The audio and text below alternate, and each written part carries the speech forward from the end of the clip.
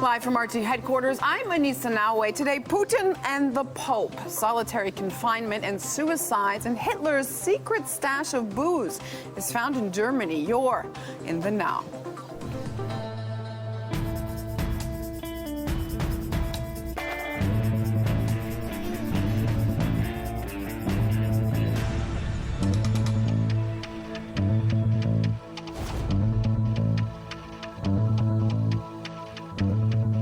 Vladimir Putin is meeting Pope Francis. Media attention is huge, and there's someone watching this meeting very closely. The U.S. didn't hesitate and openly called on the Pope to slap Putin on the wrist over Ukraine. This might be an opportunity to raise concerns, said the U.S. ambassador to the Holy See. Ukraine's Catholic Archbishop has also criticized Pope Francis, who said the war in Ukraine is a civil war, hinting that he should be blaming Russia. Joining me in the now is Khailina Makrushina, a Ukrainian journalist who currently lives in Canada. Khailina, thanks for being with us.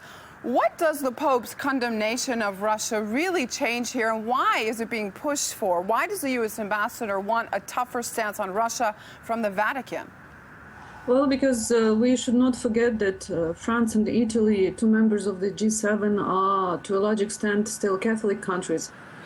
So Pope's condemnation of so-called Russia's aggression would add to this mainstream popular narrative that Russia is an aggressor in this war. And it's important for the U.S. to have the Catholic Church supported in that regard. That's in my opinion. This, of course, would be speculation, but what does it mean if it doesn't get this blatant support of the Washington position? Well, I think the Pope's position is very moderate and temperate in this regard, because the Church should stay out of this conflict. And that's the position also of the Ukrainian Orthodox Church of the so-called Moscow Patriarchate.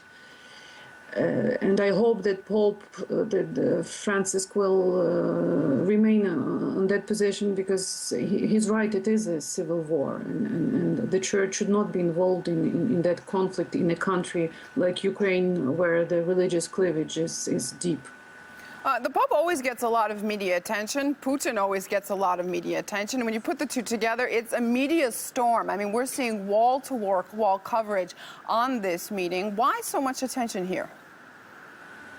Well, because as you said, Pope is a very popular figure, and Putin is a very popular figure. And as I said before, Pope is a representative of a very powerful social institution, which is the Catholic Church. So whatever he does or say has a big impact on people's thoughts and parishioners, Catholic parishioners across the world. And Putin, of course, is the most popular leader in the world, according to, or one of the most, according to the last, I believe it was done by the Times. So it's quite understandable, and especially that Pope represents the Western world, and Putin represents the anti-Western or Eastern world. So, to my opinion, that's unavoidable. Yeah, East and West meeting in the Holy City. Putin, of course, met with Italy's Prime Minister ahead of this visit to the Vatican. He was asked about Russia's relation with the G7. Listen to this.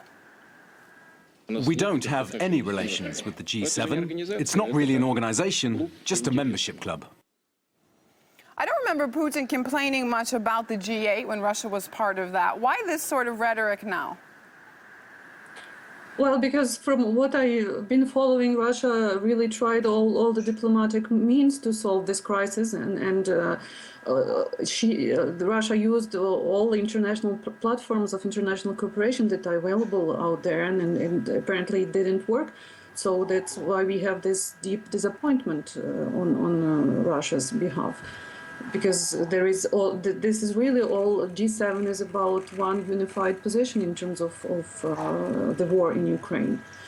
So it's understandable, this reaction and complaints. I guess it's because it comes from the realization that this is a group of countries who represent the same monopolar world, and they don't want to hear an alternative opinion.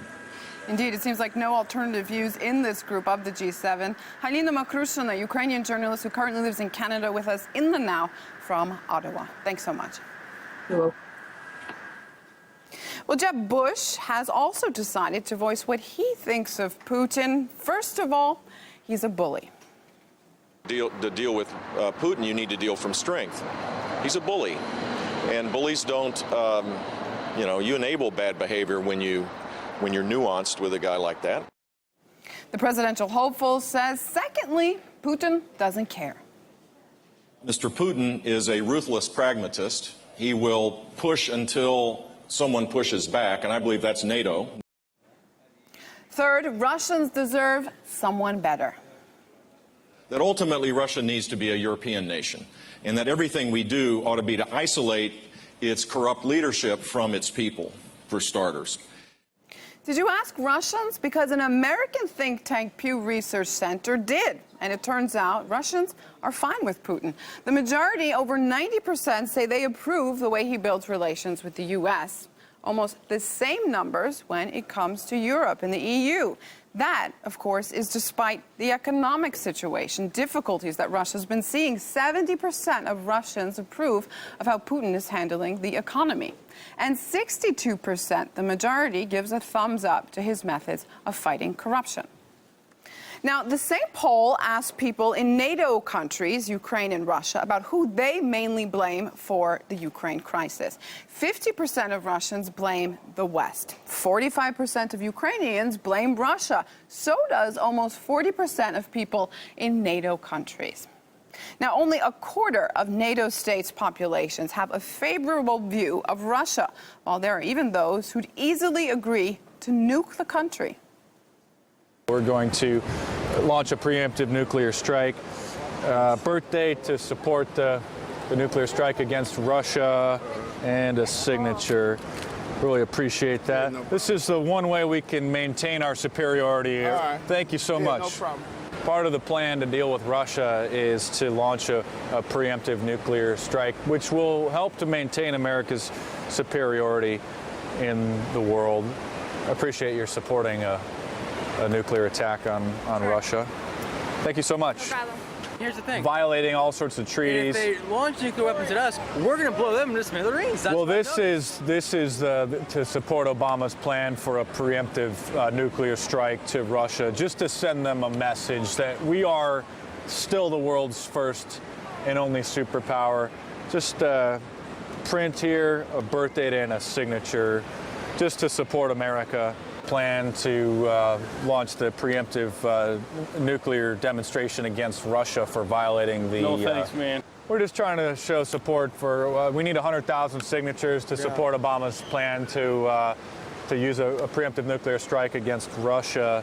And just, I need a couple more signatures. Print here. Okay. Print and the sign? Yeah, print, birth date, and a signature. Russia just can't get a break. Well, at least there's one power which hasn't thrown Russia under a bus, at least not yet.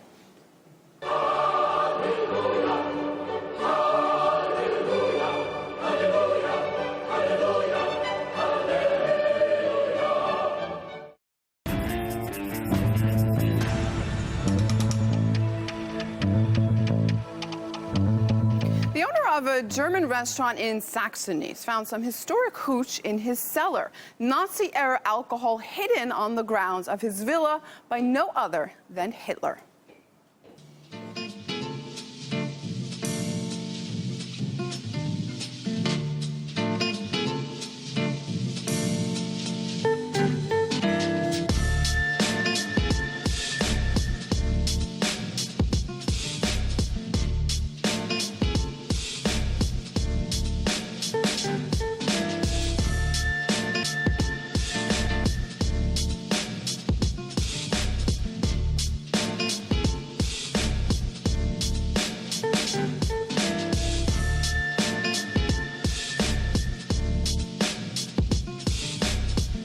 Darf ich Ihnen Frau Hitler vorstellen? Heldentod sterben wollen.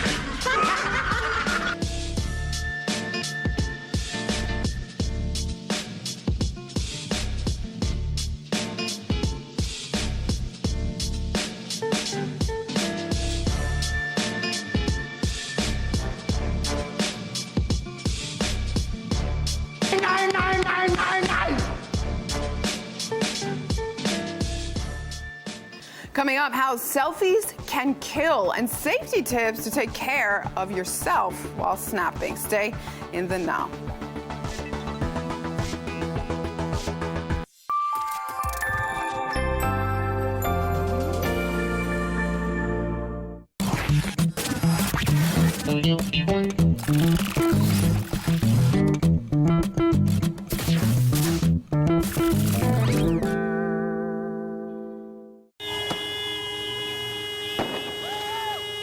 Since the liberation from Serbia in 1999, the people of Kosovo were very optimistic. Emigrimi ilegal ka filluar nga muji nëntor I vitit 2014, atëherë kur edhe Serbia hapi kufit. Për shkak të varfërisë detyrohen njerëz me dalë, së dihet që me vend tonë s'ka kërkon amash, por që tash I varfëria I bën këto do të detyrohu me lëshu, do të thonë vendin tanë Kosovën edhe me dalë me gjetë një punë dika.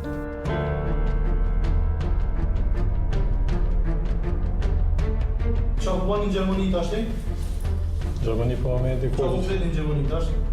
Po pritëm me mujt me punu diçka, me vonë në shtëpi teme diçka me vonë.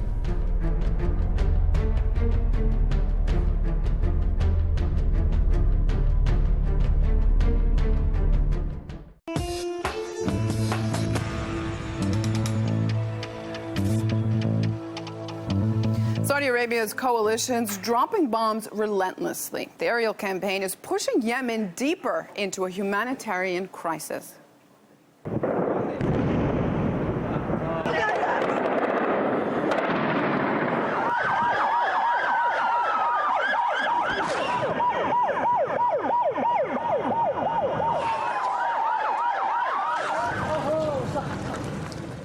Well, the head of the International Red Cross delegation in Yemen has just returned from witnessing the struggles people are facing on the ground. This is what he told RT. There's no anymore electricity in Yemen today, and the only way to get the machine functioning and the treatment to be given to the patients is through the generator. And if there is no fuel, there is no machine functioning and no proper treatment for the patient. We have a big problem of access to fuel. The only possibility to give water to people is through pumping station. And without fuel, no water is accessible. We're not able to receive and to import this very critical medicine for chronic disease. And here we don't speak about thousands of people, we speak about millions, 26 millions of civilians on population at risk. And there is a need really for decision and to ensure that the fuel and the commercial system can work again. We cannot start to deliver fuel to 26 million of people or food to 26 million of people. We need political decision. Now, another threat to Yemen's civilian population is the weapons that the Saudi coalition is using to fight the Houthi rebels. Human Rights Watch has published evidence that the internationally banned use, of course, of cluster bombs are in fact being used. The Red Cross says they're concerned that many civilians are getting caught in these strikes. Speak about principle of distinction, and it's very a concern for us, and we need to have a dialogue with all the parties to this conflict to ensure that they respect the civil population.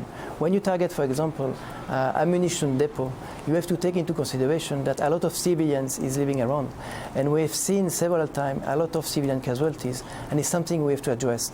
And it's what we try to do now, to address our concern to the different parties, to the coalition, to try to take this into consideration.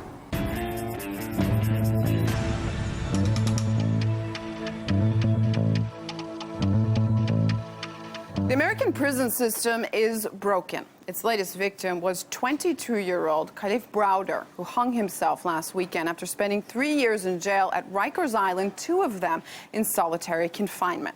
Now, the worst part is he was accused of stealing a backpack. He denied it, but because his family didn't have the money to bail him out, the 16-year-old boy was forced to wait with no charge for years and suffer abuse and brutality while awaiting trial. Now, this video from behind bars shows a guard brutally handling Khalif, seemingly without any kind of resistance. And here's another incident where he was brutally beaten by other inmates. It's said that incidents like this took place several times. while others will see justice after decades of darkness. A man who spent the past 43 years in solitary confinement is set to be released following a ruling by a U.S. federal judge.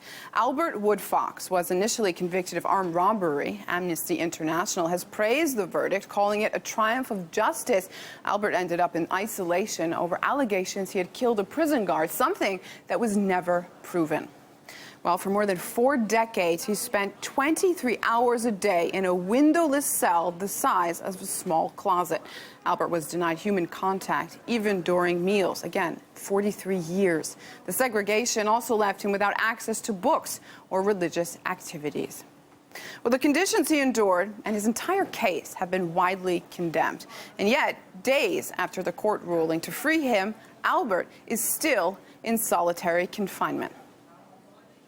Let's bring in King Downing. He's a lawyer and director of Human Rights Racial Justice Center. King, thanks for joining us. Are these cases going to bring more awareness, enough awareness, I should say, to change things, to change the methods being used, both these instances, of course, solitary confinement? I think the short answer is no. It will bring awareness, but will it bring change?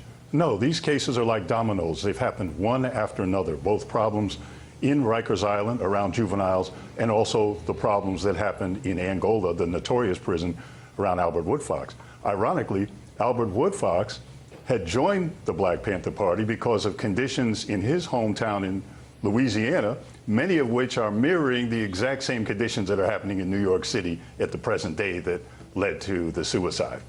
How important is it to note that both these men, of course, were Black Americans, one of them underage, 16 at the time of his arrest? That's the critical question. The critical question of the juvenile and general criminal justice system in this country is a question of race, although no one will speak about it. Overwhelmingly, Rikers Island, Black and Latino. Overwhelmingly, Angola prison. The notorious, I'll keep repeating, overwhelmingly Black. Angola has the southern history of being a former plantation, and right after the end of slavery, the slaves had a home to go right back to where they were charged with all kinds of small things that were reminiscent of the broken windows that's done in New York City and the stop and frisk. So race is the crucial question, and until that's addressed, the rest of this won't be. Let's move on from the prison system to the justice system, the judicial system in the United States. As a lawyer, how is it possible to allow a teenager to stay in jail with no charge for 3 years?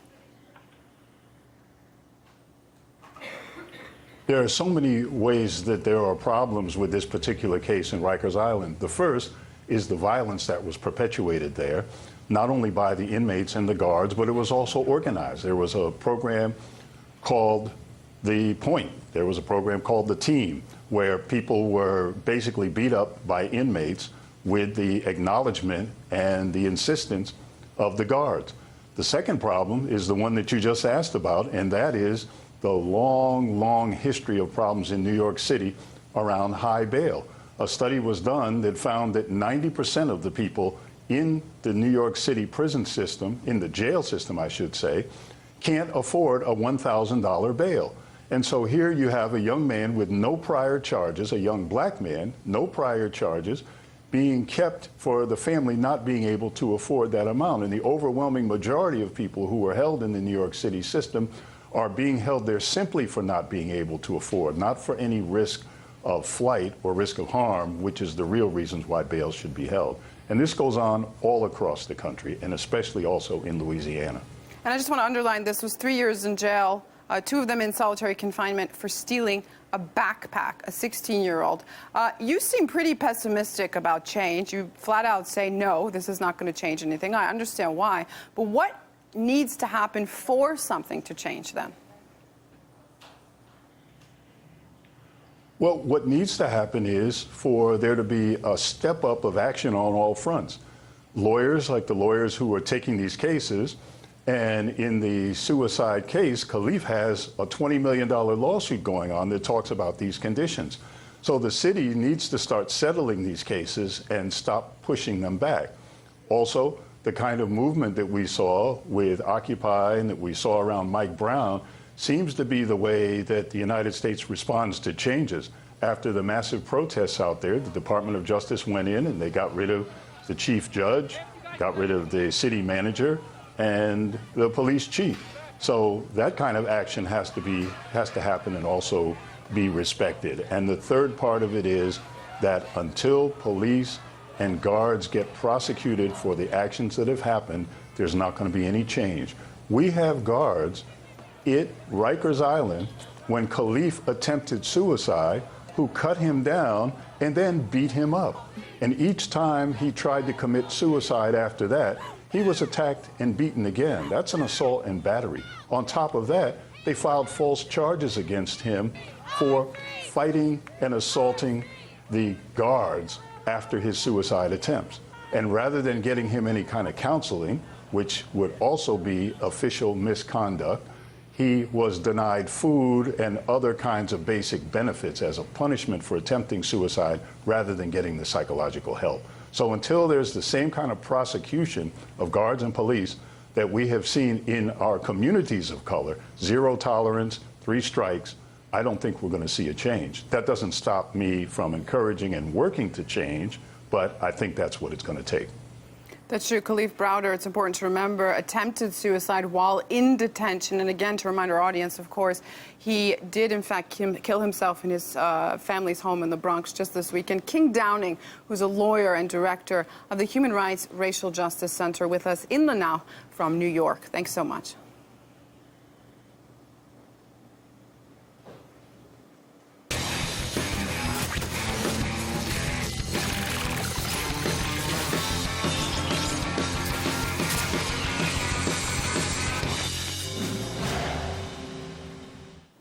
Don't kill yourself taking selfies. People actually are so often that some authorities are starting to think about the situation and taking it into their own hands to promote safety.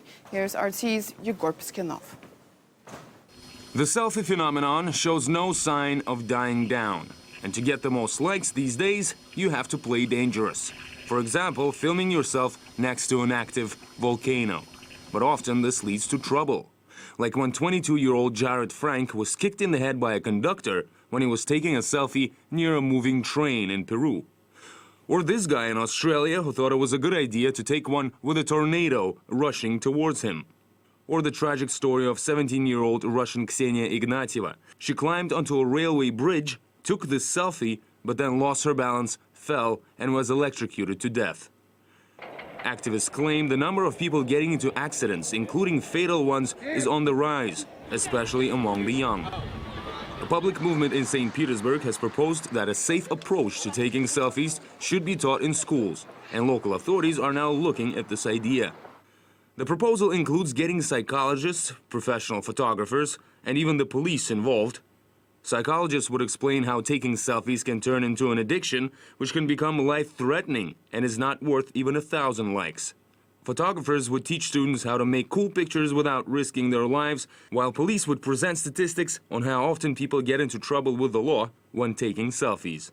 There's no doubt having an erupting volcano, or a raging tornado, or a giant shark swimming behind you looks awesome and would make an exciting selfie. But perhaps having all those likes on social networks isn't worth your well-being in the real world. Yegor Piskunov, RT, Moscow. Be careful out there. You've been in the Now. Thanks for watching. Check out our social media networks. We've got something for everyone, from Facebook to Vine. Send us a line and join the conversation. I'll see you tomorrow. Till then, it's now or never.